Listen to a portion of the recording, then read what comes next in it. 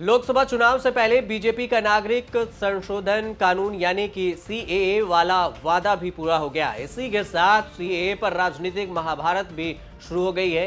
गैर बीजेपी राज्य ऐलान कर रहे हैं कि वो अपनी राज्य में सीएए को लागू होने नहीं देंगे। शुरुआत बंगाल के सीएम ममता बनर्जी ने की। अब केरल के सीएम पी विजयन, तमिलनाडु के सीएम एमके स्टालिन, दिल्ली के सीएम अरविंद केजरीवाल ने सीएए के खिलाफ मोर्चा खोल दिया है।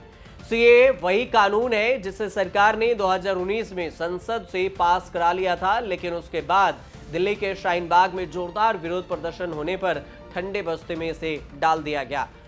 शाहीन बाग का धरना कोरोना काल के कारण टूट गया था और लेकिन तब भी सरकार ने कानून नहीं किया लागू। सरकार ने लागू करने के लिए लोकसभा चुनाव के सीजन को चुना। सरकार तो मना करती है, लेकिन विपक्ष ये समझाने में लगी है कि सीएए मुसलमानों के खिलाफ सरकार का हथियार है, लेकिन अरविंद केजरीवाल ने सीएए विवाद को मुसलमानों से आगे नौकरी रोजगार पाकिस्तान तक पहुंचा दिया है। अरविंद केजरीवाल ने ये तो नहीं कहा कि वो दिल्ली में लागू नहीं होने देंगे, लेकिन उन्होंने ये समझाने के लिए प्रेस कॉन्फ्रेंस की कि पाकिस्तानियों को नौकरी रोजगार के लिए सीएए लेकर सरकार आई है।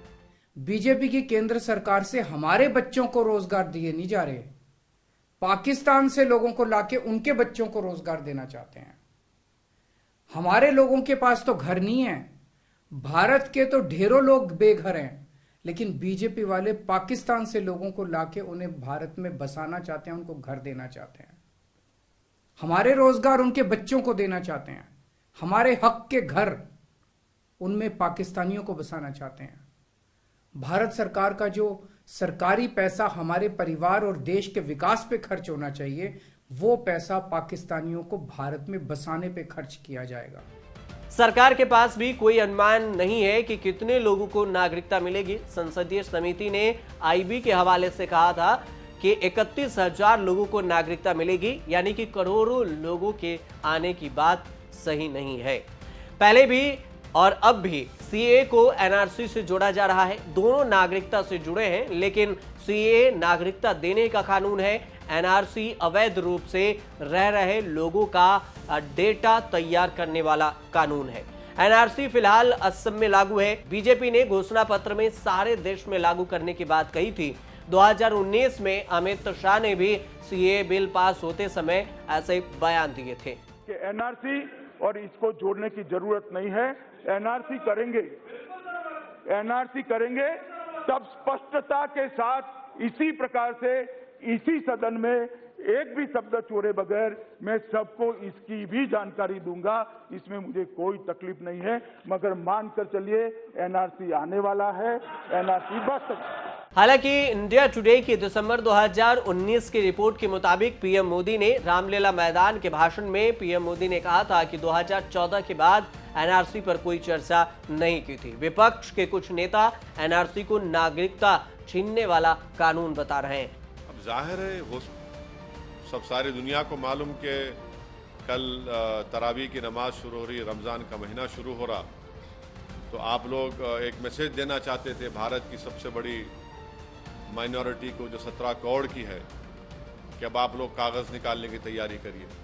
ममता बनर्जी तो दावा कर रही हैं कि असम में एनआरसी आने के बाद 13 लाख हिंदू समेत 19 लाख लोगों की नागरिकता छीन ली गई।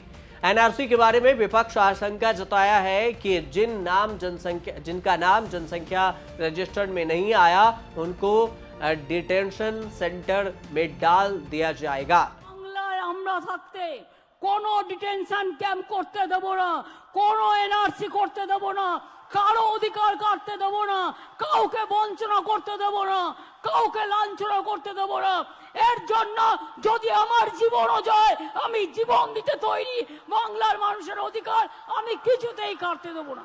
আমি সব রাজ্যকে বলবো আপনারাও একে একে তৈরি হন। আমার রাজ্যে আমি কাউকে অধিকার কাটতে দেব না, অন্য রাজ্যেও তারা তাদের দায়িত্ব নেবে। সারা ভারতবর্ষে যদি কোনোদিন সুযোগ আসে আমরা কিছুতেই এ আইন করতে দেব না, और एनआरसी हम नहीं सुनेंगे, हम नहीं करने देंगे। राजनीतिक तौर पर सीएए के विरोध की राजनीति से मुसलमानों के लिए हमदर्दी का भाव आता है।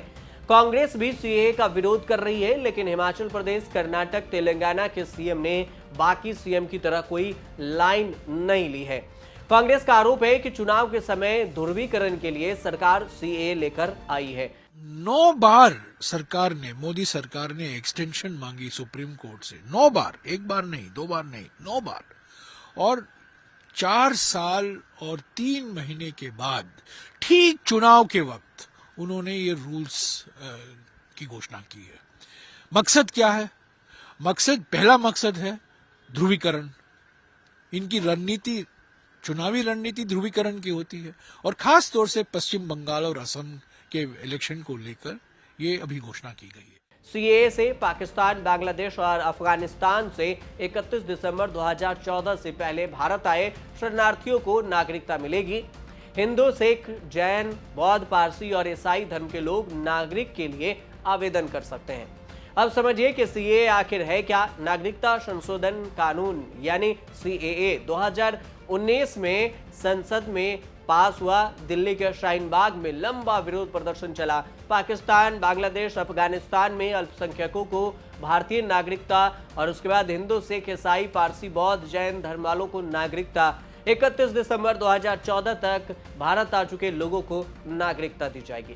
मुस्लिम शरणार्थी सीएए दोहरे से बाहर हैं, इसलिए सीएए को मुसलमान विरोधी बताया जा रहा है। सरकार विरोध के इस आधार को गलत बताती है, लेकिन जो कानून बना है उसमें पाकिस्तान, बांग्लादेश और अफगानिस्तान से आए मुसलमान नागरिकता नहीं मांग सकते हैं। आप देखते रहिए न्यूज़ तक।